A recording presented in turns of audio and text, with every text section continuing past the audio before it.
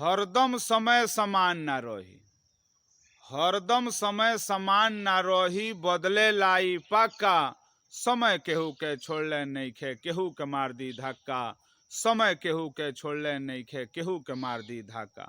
तो समय बदलत देर ना लागी, समय बदलत देर ना लागी। समय पर अगरइह जौन, ई हवे माया के नगरी, केहू पर धइह जौन।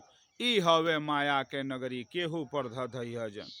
तो हर जगह विश्वास जन करिह, हर जगह विश्वास जन करिह। केहू के दीहल खइह जौन, केहू केतनो खास होखे बिना बुलावल जइह जौन। केहू केतनो खास होखे बिना बुलावल जइह जौन।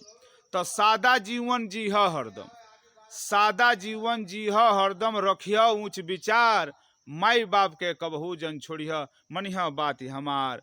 माई बाप के कबहू जन छोड़िह, मनिह बात हमार। नमस्कार।